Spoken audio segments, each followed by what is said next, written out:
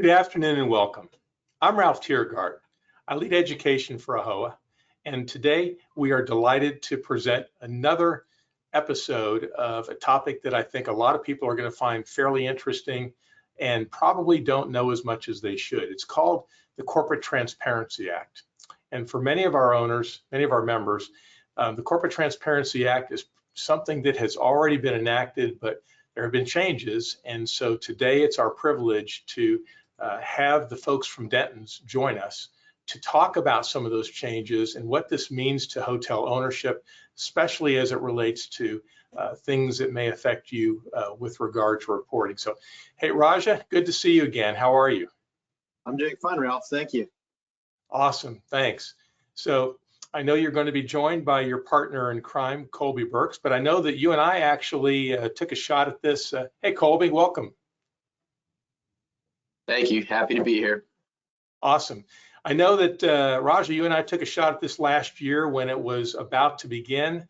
The year has started. This is a regulation that applies to almost all people who own hotels. So I think this is timely and topical for us. Now, Raja, I'm kind of curious here. If we get through this whole webinar, are you going to play us a song? Is that something you actually play, or is that just office decor?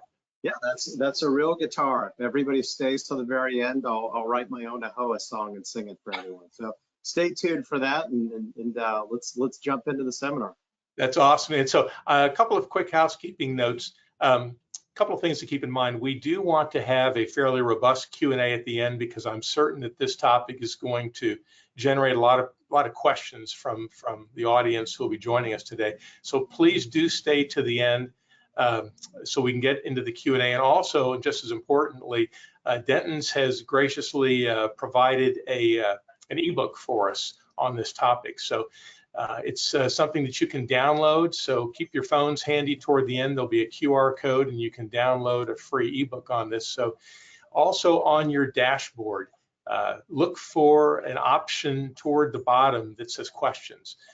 We will be taking questions at the end, so please type yours in starting as soon as you have them so that we've got those compiled and ready to go. I'm going to drop off and turn the show over to you guys. There's a lot to cover here. I'll join back at the end. Thanks for joining us today, and I'll see you guys in a bit. All right. Thank you, Ralph. As Ralph said, my name is Raja Patil, and that's not a typo. That's an IL there at the end, unlike many AAHOA members and many Patels. As Ralph said, I'm a partner at Dentons, which is the world's largest law firm and the only global law firm with offices in India. I'm based out of Louisville, Kentucky. I've been practicing about 21 years. My practice is centered around corporate transactional law. I have a focus on mergers and acquisitions, commercial real estate, and commercial finance deals. I work on hotel transactions really all over the country, all over the world on a very frequent daily basis. I'm the former lead of our hotels and hospitality group and our banking and finance group, and I'm also the current national head of our franchise and distribution team for Dentons. So as Ralph said, today we're going to tackle the infamous topic of the Corporate Transparency Act, which we believe will affect almost each and every one of you.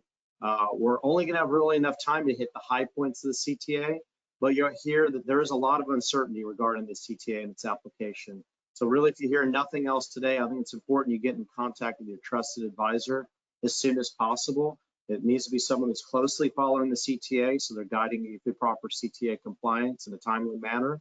I also think it's best to work with an attorney or firm that specializes in hotel law and understands the intersection of franchise law, corporate law, and the CTA. So without further ado, I'm going to introduce you to just such a trusted advisor and the primary speaker for today, that is Colby Burks. Colby is an associate attorney with Dentons and a member of the firm's corporate practice group. He worked closely with me and the rest of our hotel team.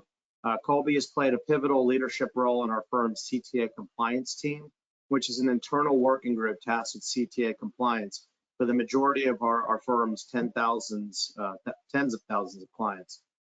Colby has positioned himself as an authority on the CTA, often conducting internal and external trainings, facilitating presentations, and advising on best reporting and information gathering practices. By year's end, Colby will personally handle the filing for over 500 reporting companies and will have assisted in CTA compliance for more than 1,200 reporting companies. I think those numbers are low. I think it's going to be much higher because everybody's going to be scrambling at the end of the year, but he has a lot of experience with CTA. So Colby, why don't you take it away? Let's get started.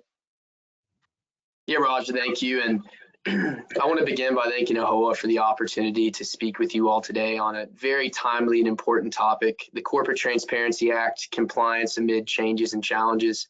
My wife was gracious enough to work with me when coming up with a title for this presentation, though admittedly she wanted me to include a picture of Uncle Sam and say, I want you to comply with the CTA. But this being my first AAHOA webinar, I decided to go with a safer approach.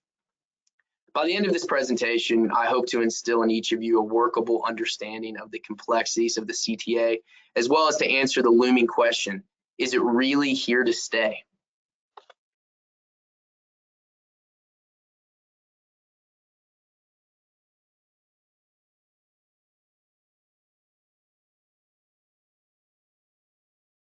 Apologies. On January 1st, 2021, by a 249 to 173 vote, largely along party lines, Congress enacted the Corporate Transparency Act, the CTA, enacted to combat money laundering, tax fraud, financing of terrorism, and other financial crimes typically committed through shell and front companies by requiring certain business entities to report its beneficial ownership information and information on the person who created or registered the entity to do business in the United States with the Financial Crimes Enforcement Network, FinCEN, a subdivision of the U.S. Department of Treasury.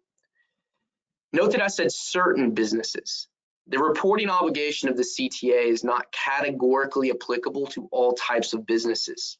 Rather, you must first determine A, if your entity is a reporting company, and B, whether it qualifies for one of the 23 potentially applicable exemptions.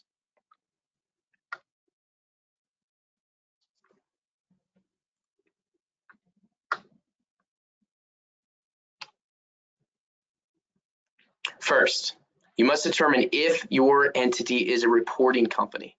This is because the reporting obligation of the CTA only applies to reporting companies, which can be divided into domestic reporting companies and foreign reporting companies. A domestic reporting company is any entity which was created by filing a document with a Secretary of State or similar office under the laws of a U.S. state or tribal jurisdiction. And a foreign reporting company is an entity that was formed under the laws of a foreign jurisdiction and then was registered to do business in any U.S. state or tribal jurisdiction. The CTA does not specifically enumerate what types of entities for which it applies, but this definition is broad enough to encompass all generally thought of entities, such as corporations, limited liability companies, and limited partnerships. But just as important, note the type of entities for which it does not apply to. For example, traditional partnerships and most trusts. But just because your entity is a reporting company does not mean it will have obligations to file under the CTA. We must next ask, is my reporting company exempt under one of the 23 possible exemptions? The majority of the CTA's exemptions are going to apply to these large entities within those highly regulated industries and sectors. Think insurance companies and pooled investment vehicles. Throughout our past year of helping clients comply with the CTA, we've seen three most common of these 23 exemptions. That's the large operating company exemption, the inactive entity exemption, and the subsidiary exemption.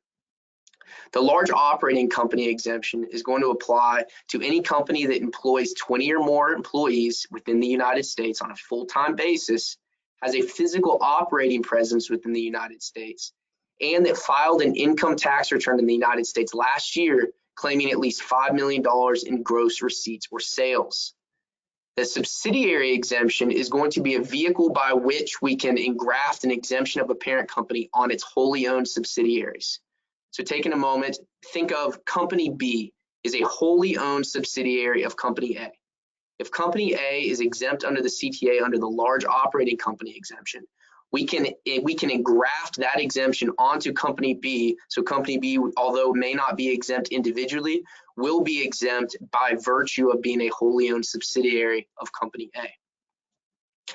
Finally, we have the inactive entity exemption. So a very common misconception we see frequently is that if an entity is administratively dissolved by the end of this year, it will not be required to file a report. This is incorrect. If your entity was administratively dissolved this year, unless you meet the requirements of the inactive entity exemption, you will be required to file a report. The inactive entity exemption applies to any entity which was in existence on or before January 1st, 2020, has not experienced a change of ownership in the preceding 12-month period, and has not received or transferred anything of value, property, money, etc., in the preceding 12-month period. Let's take, for example, we had a client who formed an entity on February 1st of 2024. That entity never held any property, it never engaged in any active business, and it was administratively dissolved by the end of that month. It was administratively dissolved on February 21st of 2024. We were still required to file a report under the CTA for that entity because it was not, the inactive entity exemption did not apply because this entity was not in existence on or before January 1st of 2020. Now, do keep in mind that if your entity was formally and irrevocably dissolved prior to January 1st, 2024, when the CTA took effect, it is not going to be required to file a report, but it must be formally and irrevocably dissolved. And the CTA has clarified that that means the CTA will apply to your reporting company unless that company had completely concluded the winding up of its business affairs prior to January 1st of this year. Otherwise, you must qualify for the inactive entity exemption, or else you are required to file a report.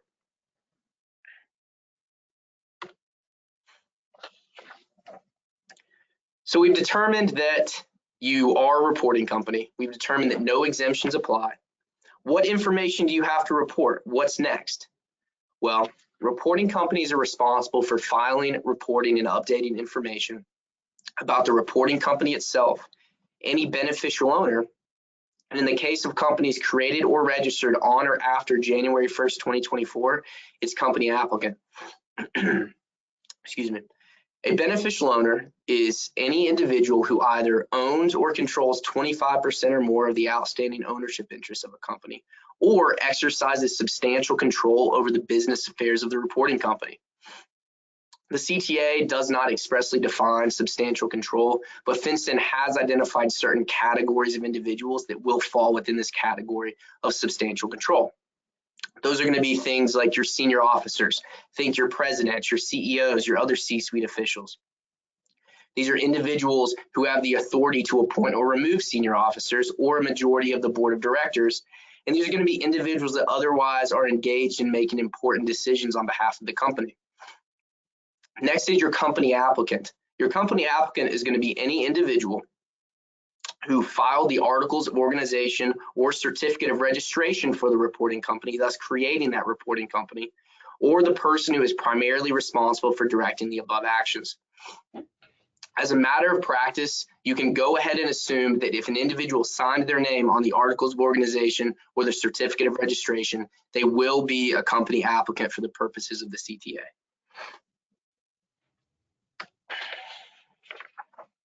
Once you've identified who your beneficial owners and your company applicants will be, you must begin to collect the information that will be included in the report. For those individuals, you will need to collect and disclose their full legal name, their date of birth, their residential address, and a copy of their driver's license, passport, or other form of government-issued identification. You will also be required to report information on the reporting company itself, specifically its full legal name, any trade names, whether or not formally registered, its address of its principal place of business, its jurisdiction of formation or registration within the United States, and its tax identification number, which will typically be that employer identification number. However, note there are certain limited exceptions to the definition of beneficial owner that will slightly affect what you disclose here. These do not come up very often, but it is important to at least be familiar. The first one will be a minor child. If a beneficial owner or company applicant is below the age of majority within that jurisdiction, you will instead of reporting that child, you will report the information on their parent or legal guardian. Next is nominees, intermediaries, custodians, and agents.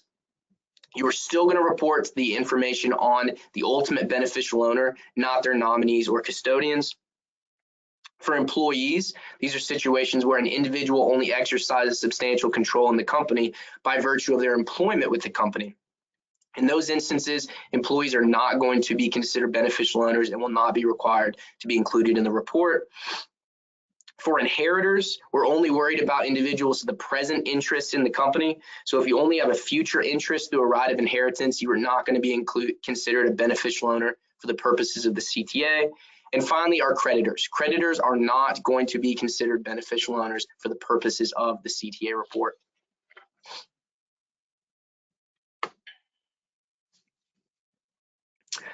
So the deadline to file your initial reports to satisfy your CTA obligations is going to be wholly contingent upon the date on which the reporting company was created or registered to do business.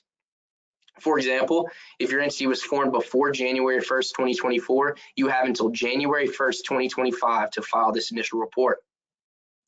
And then if your entity was created or registered on or after January 1st, 2024, you have 90 days within the date of formation or registration to file your report.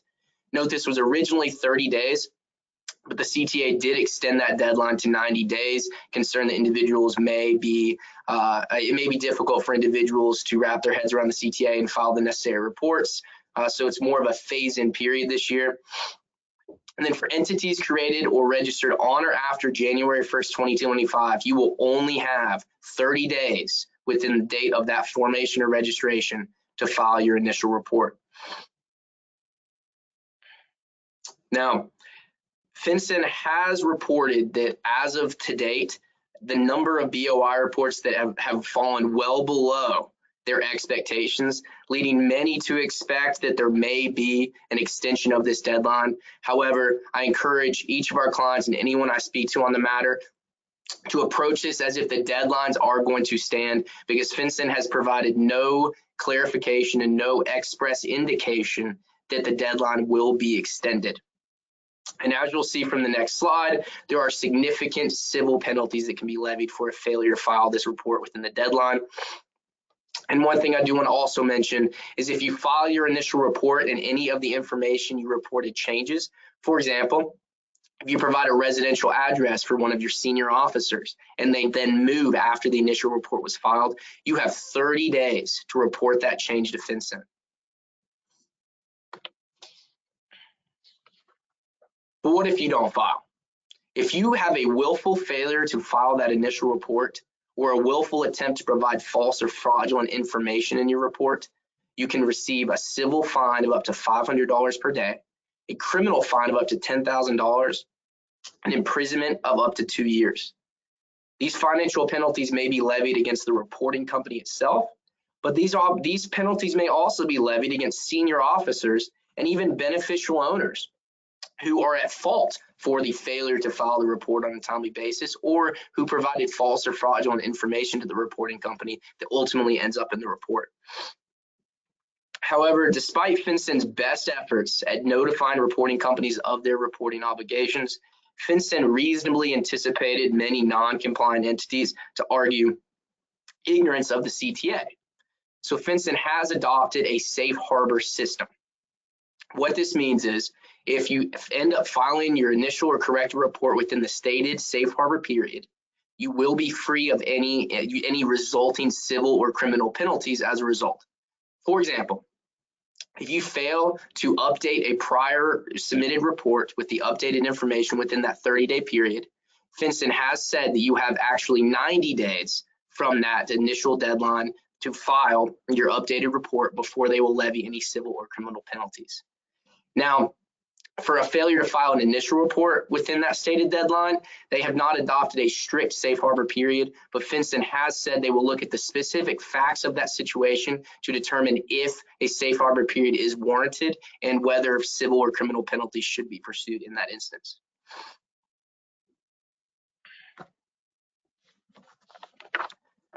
But the one question we are consistently getting from our clients and from questions at various presentations is, why should I care? The CTA is going away, right? We had clients that said as recently as a week ago that following the election, the CTA is going to go away, so there's no reason I have to comply by year's end. Based on our understanding and based on our comprehensive research of both constitutional and legislative challenges to the CTA is here to stay, at least for the foreseeable future. So the first aspect of this is a constitutional challenge, a judicial challenge to the CTA, specifically the most famous case being National Small Business United versus Yellen in the Northern District of Alabama. On March 1st, 2024, the Federal District Court in Alabama ruled that the Corporate Transparency Act is unconstitutional because it exceeds Congress's authority to act. Specifically, the court held that the CTA exceeded the powers of Congress and that the legislative powers stated by the government, such as authority over foreign affairs and national security, do not provide sufficient authority. However, this injunction granted by the District Court in Alabama only extended to the plaintiffs in that case, meaning that if you are not a member of the National Small Business Association as of March 1st, 2024, the CTA still applies to you, and FinCEN has confirmed that it will continue to enforce the CTA against everyone else that was not a plaintiff in that original case. And the federal government appealed to the 11th Circuit, and oral arguments were heard on that case on September 27th of 2024. And the 11th Circuit seems skeptical against the plaintiff's hypothetical arguments, noting that the plaintiff's case is not an as-applied challenge, but rather argued the CTA has no constitutional applications at all, which the court found very difficult to believe. The government on that side, in support of the CTA, argued that the very purpose of forming an entity is to engage in interstate commerce, moving the CTA squarely within Congress's authority to regulate interstate commerce. As consideration, on September 20th, an Oregon District Court refused to grant a preliminary injunction, finding that the CTA was constitutional on the very basis on which the government argued in the 11th Circuit in the National Small Business United versus Yellen.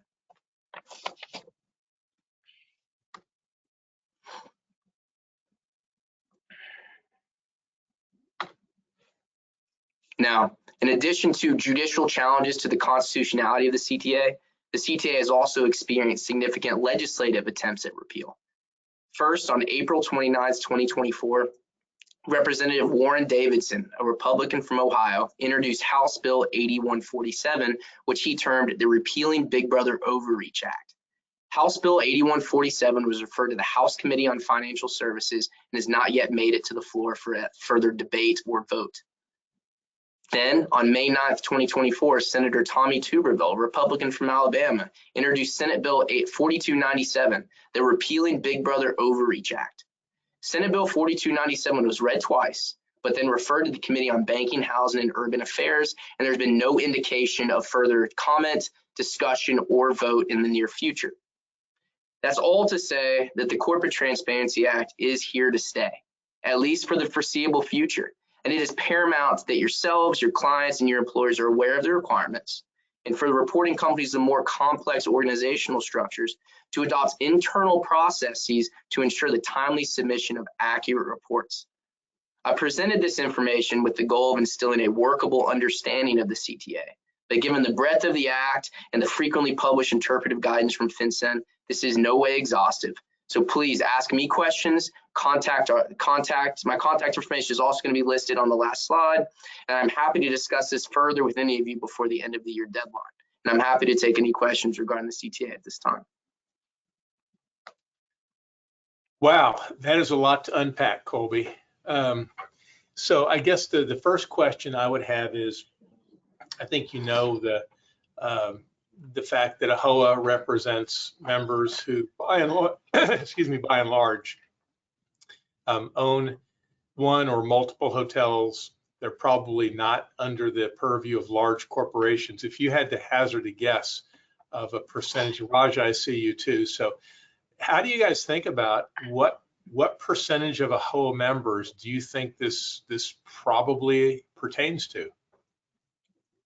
Yeah, I mean, Raj, you can speak to this as well, but I would venture the vast majority.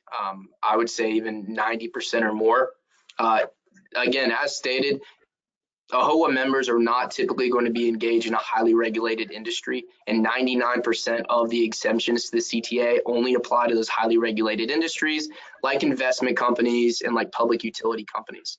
So if an AHOA member does not meet that large operating company exemption, which it is possible that it will not, and many may not, based on the organizational structure, especially noting that the 20 employee requirement must be under that specific reporting company. You cannot pull together the $5 million number. You cannot pull together the 20 employees across multiple reporting companies. So we've had a common misconception where we might have a holding company which operates 6 different hotel locations, and so they wanted to pull together and say, oh, looking at our 6 investments, we have 20 employees. That is not the case. Each individual entity under that holding company for each individual hospitality related investment must separately meet that requirement for the inactive or for the large company exemption. And I say that because I would venture to say 90% of AHOA members must comply with the CTA. If they do not meet the large operating company exemption, I would say nearly 100% of that number are going to be required to file a report under the CTA. And Raj, I'm interested on your thoughts as well. No, I'm going to echo everything you just said. I'm glad you talked about this misconception about aggregation. Sometimes you can aggregate employees for labor and employment purposes and other purposes. That is just not the case in the CTA. And most AHOA members form LLCs. Sometimes you'd have an LLC that'd be a PropCo and then a separate one for a management company or OpCo. Sometimes various hotels that are under sort of common ownership. You know, maybe you have some people the same, the sponsors maybe 50% or more. So I think a lot of people are thinking they're going to fall into that exemption, but you're right. Most of them are not. And most of the AHOA hoteliers, not all, I mean, but a high percentage are sort of in, you know, upper scale on down, maybe mid-scale budget economy. You're not going to have 20 employees at a lot of these hotel sites. You're not going to have 5 million more in revenue. So I think this should really be top of mind. I know we've been preaching on our soapbox all year. Well, you know, any entities, again, you formed this year, you may not have made appropriate filings. And the filing deadline for everything pre-2024 is right around the corner. Some accountants we speak to are covering this for some AHOA members, but I'm not sure that they're doing it well. I mean, maybe if they're not tracking it and really understanding how to use these portals, it can be quite cumbersome. So, you know, Colby and the rest of the CTA task force, and Colby, I'll let you speak to this. We have sort of discounted access to these FinCEN portals, flat rate services, really as a benefit to our clients and AHOA members. So speak on that just for a minute, Colby. Yeah, thank you, Raja. He brings up a good point. Is any individual that's involved in a company, a potential reporting company, especially if they own it, would have probably received a dozen or so requests to handle this filing for you by this time of the year. We receive that frequently. Not everyone, most are not well equipped to handle the complexities of the CTA, specifically when you get in more complex organizational structures, or when your interests are held through a trust, or maybe you hold your ownership interests are highly dispersed across a number of individuals. So it is very, very important not only to find someone to assist you in handling these CTA obligations, but find someone that has proven over the past year that they have spent significant time understanding the complexities of the CTA. And that's exactly what our task force has done. We created a very strong relationship with an organization called CT Corporation. It's a third-party organization that has a direct line for filing the reports with FinCEN, and they provide it provides us an ability to file these reports at a discounted rate. We're also able to file these reports on a more efficient basis. As soon as we've had clients reach out to us to file the report at 9 a.m. in the morning, and we've had confirmation of that successful filing to them by 9:15 that same morning. So we are able to do this on a very quick basis, and it's only because we've developed such a concrete understanding of the CTA and developed these working partnerships with organizations like CT Corp, which has allowed us, again, to handle these reports correctly, but also on an expedited basis. And we've helped a large portion of our clients who have created entities this year, and we're bumping right up to that 90-day filing deadline. And we've been able to come in brand new to the situation on the 89th day and get a report timely filed for these individuals so that they can fulfill their CTA obligations and have no potentially applicable civil penalties at the end of the year. So, you know, something you said a moment ago, it ties to a question I'm seeing, and that is that the question is, isn't this something my CPA should be talking to me about?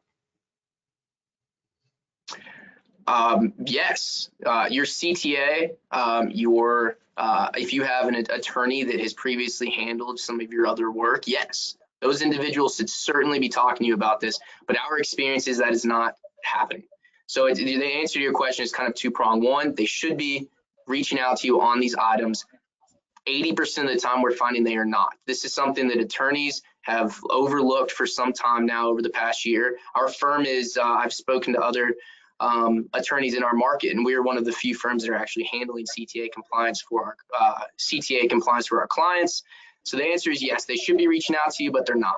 The second point to that is you need to have somebody that understands, again, the complexities of the CTA. So although your CPA may reach out to you, I feel like for peace of mind's sake and to ensure that this report is filed correctly, since there are a number of legal nuances to compliance with the Corporate Transparency Act, it is best to consult with an attorney rather than a CPA. Again, just as the peace of mind that this report is correctly filed, since it is so new and so complex and legally nuanced. Right. It involves interpretation of laws and statutes that are relatively sort of vague, and really there's not a lot of interpretation sitting behind it. There's definitely no precedence because it's brand new. So, I mean, to me, when you're interpreting laws, that's really the practice of law, and it's best done by attorneys.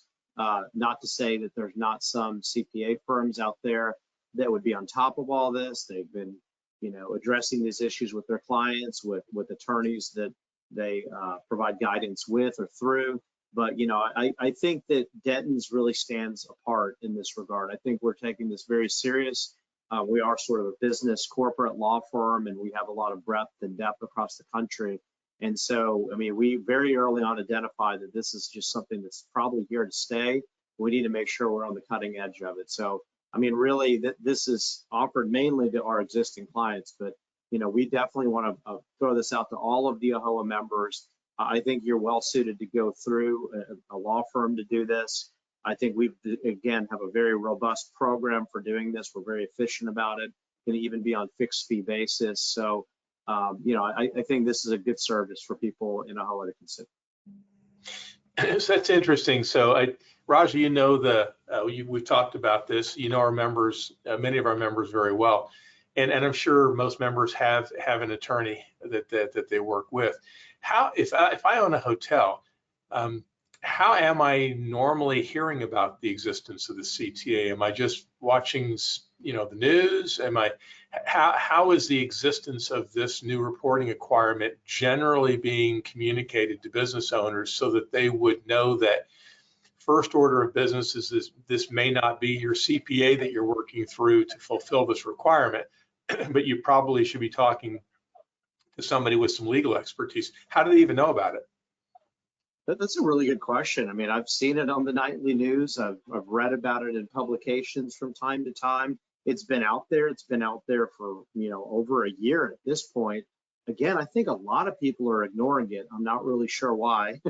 I don't think attorneys and CPAs are doing a great job getting information out there because compliance is a pain in your rear. And, there isn't a lot of guidance out there. It's something that's why we developed our task force to begin with, that people are really on the cutting edge of this, following it day to day, digging as deep as they can to make sure that our clients are in compliance. I don't think many law firms or CPAs really have the ability to do that. I don't think they have the bandwidth.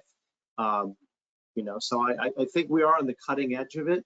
But to answer your question, it's strange to me also that there's not a whole lot more chatter about it. I see that there's, maybe a dozen or two attendees right now, but I really think this is something that needs to be front and center on every AAHOA member's radar.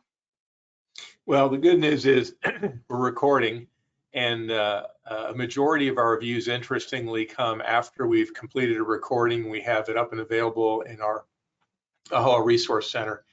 And actually, sorry, Colby, I guess I was looking at the camera more so than the screen here. We needed to make sure we get to here. This is where I kind of want to make sure that for those of you online still, get your phones out, please. The QR code on the left is the ebook. And in that ebook, Denton's has graciously provided to us. It summarizes a lot of what Colby has talked about. It breaks it down for you. So do be sure that you're using that QR code to get your own ebook on it. And then also, whatever your favorite form of capturing information about people is, you can see that we've got website information, email information, phone numbers, and QR codes going back to our two guests today.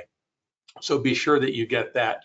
I have another question here I want to get to, and it says, yes, this may apply to most of us, but you talked about entities. Are there any entities common to AHOA that would be exempt? And I think what that means probably is we know a lot of our members are setting up their entities as LLCs. Are there different types of organizational entities that would be exempt outside of LLCs? So what I would say is the vast majority of any organizational structure you choose is going to fall under the purview of the CTA. So LLCs, corporations, etc. Raj, you can chime in on this in a moment, but it would be difficult for me to think of an organizational structure that we would suggest being adopted by an AHOA member based on, whether that be tax purposes or liability prevention purposes. It would not fall under the CTA. They are going to be, I feel like, more LLCs, corporations, things of that nature. However, one thing where our firm has started to move into is we've now decided that we've been playing defense on the CTA for the past year. It is time to play offense. And so when you have a complex understanding of the CTA, you can't alter the type of structure that you adopt because, again, they're going to be those same LLCs, corporations, et cetera. But how you hold your ownership interests in those companies, that can affect how insulated you are from the reporting obligations of the CTA. So that's a more complex topic that would be better suited if anyone wants to reach out to Raj and we have that discussion and can assist you all in the creation of your entities and the corporate governance of those entities. But there are creative ways that our task force has developed via our knowledge of the CTA to insulate to some degree. It's not impossible to insulate it altogether, but insulate to some degree what personal information you're required to report on pursuant to the CTA. Also, some of that was a discussion previously about using trust vehicles and the like. I think that's obviously for another seminar, but one thing I've noticed with a lot of AHOA members is they do not have proper trust and estate planning. And many of them are doing very well. They think, well, the exemption is very high. Well, maybe it will stay high for a couple more years, but eventually it's probably going to drop down lower. So, I mean, there's no time like the present to get your trust and estate planning. And I think that folds directly into how you structure these deals, how your ownership interests are owned. I mean, there's significant tax savings out there if you do it right, but you got to get involved on the early stages. I think some AHOA members are very skeptical of attorneys generally, so I don't want to get on a soapbox, but they sort of contact with their attorney when there's something wrong, when they're negotiating a liquidated damages provision. I get that one a lot. Or, but really the better thing is get a proper hotel-centric attorney that does a lot of hotel work, because hotels are a weird mix of real estate and operating company. You got the franchise component sitting on top. So unless you do it a lot, you don't necessarily understand all the ins and outs, and it all ties together. So I think it's good to get your corporate attorney involved very early on in any transactions, whether it's for a purchase agreement, whether it's structuring your LLC, whether it's a capital raise, to make sure you're in compliance and security. So to me, it all ties together. So I think one way, make sure you're in CTA compliance, get on our radar, and then we can have another conversation about getting estate planning going, corporate structuring or restructuring as the case may be. Well, and as I think I heard, if I understood you correctly, Colby, in 2025, when after January is over, you've got a narrower window to comply, if I heard you right. I think I heard you say that if you're forming an entity in January of next year, then you've got only 30 days to get your paperwork in. I understand, I think I heard you say something about a 90-day safe harbor, so that gives you an extra 60 days at least, I guess. But in other words, it's not going to be a do this at the end of the year. If any of you in the audience are forming entities This is something that just needs to be part of your entity formation process, that this is just part of the deal. And I think that's a takeaway that I'm getting from the information you shared. That's all correct, but let's even look at, Colby, correct me if I'm wrong, but if you were formed before 2024, I mean, almost every AHOA member is going to have an LLC formed before 2024 that Right. is not exempt, right? I mean, how many folks have actually made the proper filings? You would have had to do that by, Colby, what was the relevant date? So before 2024, you file by the end of the year, but if you're formed this year, you have 90 days. And Ralph, you're right about the 30-day window next year, and that's why I feel the work that I do with Raja, we do at Denton's create entities pretty regularly for our clients. And we've started, when we create those entities, we actually start collecting the information to submit the report the day that we meet with the client to discuss creation of that entity. And so we typically try to fold it into the whole process that we adopt for creating the entity itself. And at least in terms of deals that I've been involved in creating entities, we try to get that CTA report filed within 2 days after the entity's created altogether. And that simplifies matters. And especially next year, when you only have 30 days, 30 days is not enough time to collect this information unless it is on your radar the day that that entity is created. And I would say it needs to be on your mind the day you think about creating a company, because when you actually create the company, that might be a little too late to collect that information. It's very, very important to keep next year's deadline in mind. Well, I think again, when there's changes too to that information, you have to report that very quickly as well. So Right. what we've been doing is not only making sure we're efficiently submitting these items through the portal, we're also feeding as many clients as we can into a system we call Thenian. It's a software where basically you house all of your corporate materials, all of your filing materials, all of your operating agreement. There's going to be ways to remind you of certain deadlines for annual reporting, just to keep in good standing and whatnot. You can kind of have it. It's good to have it all in one place and keep it in mind. This is the information we submitted. Now some of it's changed. That needs to immediately trigger a thought in your mind. One of the principals changed a residence, right? I think Colby went through that example. I mean, would you in the past have thought, oh, I need to make another filing with FinCEN? No, but that has to be on everybody's top of mind. It's again unclear if they're going to extend these safe harbors. It's unclear how they're going to go about really pursuing these criminal fines, penalties, and things like that. I'm sure they're going to start with the really bad actors first and work their way down, but we just don't know. Why take a chance? Well, something I just heard that's an important takeaway from me is that for all of our members who are watching this, this is now something you need to regard as part of your entity formation process. It's just, if you're starting an entity, this is a day one to-do list in that process. And then also understanding that this has implications for really everything that you're doing in that entity, the operating agreement and everything else. I know, Raja, we've talked, I think we have an upcoming educational session with you all on operating agreements and such. So we will keep doing our best to kind of bring this kind of timely and topical information front and center for our AHOA members, to make sure that as you're thinking about items like or issues like the Corporate Transparency Act and other things that you should understand as an owner, that we'll do our best to kind of keep this information front and center. Gentlemen, I think we've kind of got through the questions. Any parting thoughts you want to share before we wrap up today? I would say just get the word out there, okay? Ignorance is not bliss when it comes to the CTA. It really needs to be on people's top of mind. If you have any questions, just don't hesitate to reach out, okay? I mean, don't be afraid to reach out to attorneys on the front end and have a proper corporate attorney. Don't worry about the fees on this one. I think that the time is now. I think don't hesitate to reach out. We can do some of this stuff on a fixed fee and get you guys so you can sleep well at night. I mean, I'm also a small business owner. I have some investments I've done. I mean, I've made my filings now, and you know, you're right, Ralph. I think it's not only part of even just starting a new company or doing a new project. It's going to be also just the process of, hey, what information is even changing?